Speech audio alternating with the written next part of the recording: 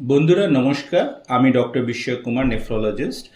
আর এক জিনিস নিয়ে আপনাদের সামনে কথা বলতে এসেছি কি কিডনি সমস্যা অনেকবার যে কোনো ওষুধ খেয়েও হতে পারে, যে কোনো ওষুধ যাতে আমার শারীরিক অবস্থাতে অ্যালার্জি তৈরি হচ্ছে।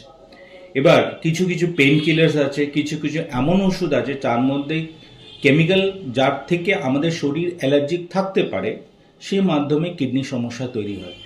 এই কিডনি সমস্যা প্রথমে কিন্তু একদমই গোপনীয় হয়, কোনো সিমটমস আসে না, কোনো কষ্ট হয় না। ফলে কি হয় কি মানুষ সেই ওষুধটা খেয়ে যাচ্ছে, তারপরে যখন সিমটম আসে তখন কিন্তু খুব দেরি হয়ে যায়। এরকম পেশেন্টের আগে গিয়ে ডায়ালিসিস এরকম পরিস্থিতি তৈরি হয়। সো যখনই আপনারা ওষুধ খাচ্ছেন, স্পেশালি যারা ব্যথার ওষুধ পেন কিলার্স খাচ্ছেন, স্ট্রং পেন কিলার্স খাচ্ছেন, তখন কিন্তু কোনো ডক্টরের পরামর্শ নিয়ে নেবেন। যদি আপনার ব্যাকগ্রাউন্ডে ডায়াবেটিস, প্রেশার বা ফ্যামিলি হিস্ট্রি আছে কিডনি সমস্যা, একবার মাত্র কিডনি পরীক্ষা করে সেই ওষুধগুলো আরম্ভ করবেন, অথবা ওষুধ আরম্ভ করে সঙ্গে সঙ্গে সেই পরীক্ষাটাও করে নেবেন। তাতে কি হচ্ছে, কিডনি পরিস্থিতি থেকে আপনারা একটু বেঁচে থাকবেন, সেফ থাকবেন। এবার দেখুন, আমার কাছে একটা পেশেন্ট এসেছিল, হয়ে গেছে কিছুদিন আগে।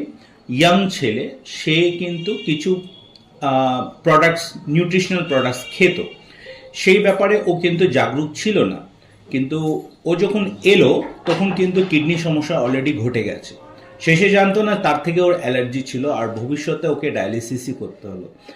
এরকম পরিস্থিতি যেন না তৈরি হয়, এই জন্য যে কোনো জিনিস আপনি খাচ্ছেন, স্পেশালি কেমিক্যাল হলো বা সেভাবে ফ্রুট প্রোডাক্টস হলো, পেন কিলার্স হলো, সেই পরিস্থিতিতে একবার মাত্র কিডনি পরীক্ষা করে রাখলে তখন কিন্তু সেফটি, আপনার দিক থেকে কিডনি সেফটি অনেকটাই বেশি হয়। ধন্যবাদ।